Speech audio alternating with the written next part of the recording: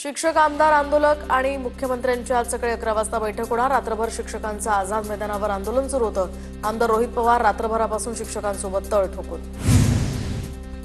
तोडगा निघाला नाही तर शरद पवार सुद्धा सकाळी 11 वाजता शिक्षकांच्या आंदोलनस्थळी येणार। आमदार रोहित पवारांची माहिती।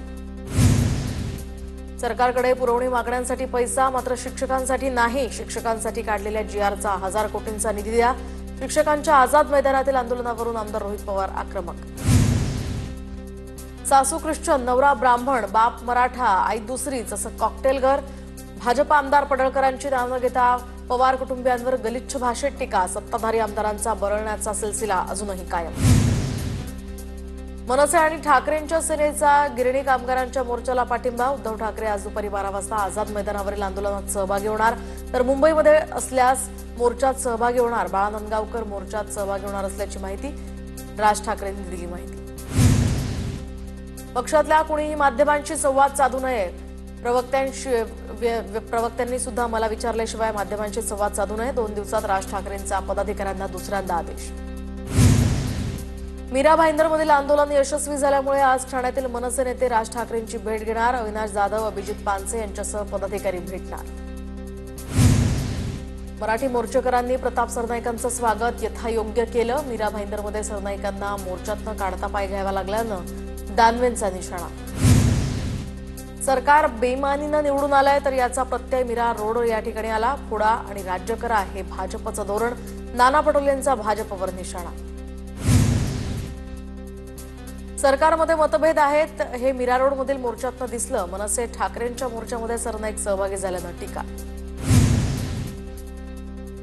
मीरा भाईंदरमधील मनसेच्या मोर्चाला परवानगी का नाकारली? फडणवीसांकडून राज्याच्या पोलीस महासंचालकांकडे तीव्र नाराजी व्यक्त। परवानगी नाकारून सरकारला बदनाम करण्याचा कोणाचा हेतू होता का? चौकशी करून अहवाल सादर करण्याचे फडणवीसांचे आदेश। मराठी माणसांना दाबण्याचा हा प्रयत्न आहे। मराठी माणसानं हा डाव लक्षात घेतला पाहिजे। मराठी माणसाला मोर्चा काढायला परवानगी कशी लागते? अभिजित पानसे आक्रमक। बिहार निवडणुकांमध्ये कायदा आणि सुव्यवस्था या संदर्भात वक्तव्य। दरम्यान बिहार निवडणुकांमध्ये फायदा व्हावा यासाठी महाराष्ट्राला अशांत करण्याचा भाजपचा हा प्रयत्न। निशिकांत दुबेंच्या विधानावरून संदीप देशपांडेंचा आरोप। दिल्लीच्या आदेशानं मराठीला दाबण्याचा प्रयत्न सुरू। मराठी हिंदी वाद निर्माण करण्याचं हे षडयंत्र। सतेज पाटलांची टीका। हिंमत असेल तर हिंदी सिनेसृष्टीला महाराष्ट्राबाहेर काढून दाखवा। राज्यामध्ये मराठीच्या मुद्द्यावरून वातावरण तापलेलं असतानाच समाजवादी पक्षाचे खासदार राजीव राय यांचं ट्विट। राज्याच्या भाषांनुसार आता केंद्रीय गृह खातं पत्रांना उत्तर देणार। यापुढे मराठीला मराठीतूनच, तमिळला तमिळमधूनच उत्तर देण्याचा निर्णय। केंद्रीय गृह मंत्रालयाच्या या पत्र व्यवहारामध्ये कामकाजात आता बदल। महाराष्ट्रात मराठीचं स्थान उच्च आहे। हिंदी भाषेचं सुद्धा महत्त्व नाकारता येणार नाही। त्रिभाषा सूत्री अवलंबल्यानं हिंदीला सुद्धा महत्त्व। सोमय्या यांचं मत। आता फक्त हाकललंय, इथून पुढे बुकळणार। मराठी बोलण्याच्या मुद्द्यावरून मनसे नेते राजू पाटलांचा इशारा।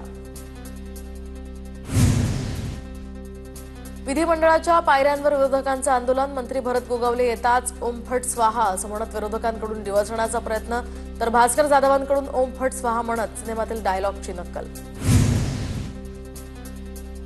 विरोधकांकडून पायऱ्यांवर आंदोलनादरम्यान नितेश राणेंना डिवचण्याचा प्रयत्न। नितेश राणे विधानभवनाच्या पायऱ्यांवरून जाताना कोंबडी चोराचं करायचं काय अशा घोषणा तर आदित्य ठाकरेंनी मर्सिडीज ओके एकदम ओके असं म्हणत नीलम गोऱ्हेंनाही डिवचलं।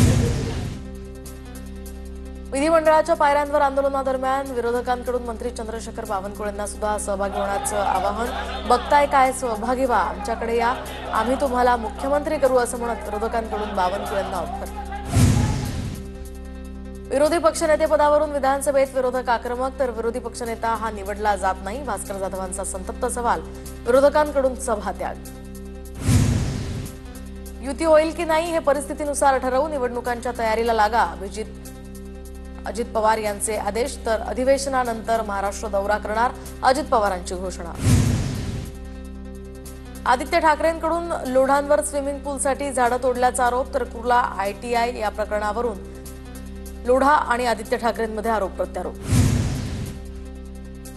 रोहिंगे बांगलादेशींना वाचवण्यासाठी प्रयत्न होतोय का, लोढांचा सवाल. तर रोहिंगे घुसले कसे, आदित्य ठाकरेंचा लोढांना सवाल. जास्तीत जास्त रोहिंगे ठाकरेंची सत्ता होती तेव्हाच आले होते, लोढांचंही प्रत्युत्तर. दिल्लीचेही तख्त राखितो महाराष्ट्र माझा, विधान परिषदेचे विरोधी पक्षनेते अंबादास दानवेंकडून सरन्यायाधीश भूषण गवईंचं कौतुक. शेतकरी बाप मरतोय म्हणून पदयात्रेत चालतोय, जे वाहन मिळेल त्या वाहनानं 2 ऑक्टोबरला मुंबईत या, कडूंचं आवाहन.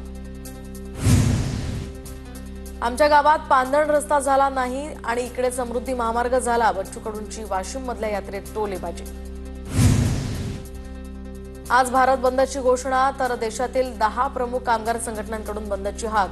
बँकिंग, खाणकाम, पोस्टल सर्व्हिसेस यासह बांधकामसह विविध क्षेत्रातील 25 कोटी कामगार या आंदोलनामध्ये सहभागी होणार. खासगीकरणाच्या आणि विविध कामगार कायद्यांच्या या विरोधात बंदची हाक. समीर वानखेडेंविरोधातील गुन्ह्याचा तपास 3 महिन्यात संपवणार, वानखेडेंच्या एफआयआर रद्द करण्याच्या याचिकेवर सीबीआयची हायकोर्टात हमी. तर कॉर्डिलिया ड्रग्ज प्रकरणामध्ये आर्यन खानला वाचवण्यासाठी लाच मागितल्याचा त्यांच्यावर आरोप. महाविकास आघाडीतील नेत्यांचे सरन्यायाधीश भूषण गवई यांना पत्र, विधानसभेचे विरोधी पक्षनेते पद मिळत नसल्यानं विरोधक आक्रमक. जीएसटी महसुलामध्ये महाराष्ट्राची आघाडी, जून महिन्यामध्ये 30,553 कोटी रुपयांचं कर संकलन. जीएसटीमध्ये सर्वाधिक योगदान देणाऱ्या राज्याचा मान महाराष्ट्राला.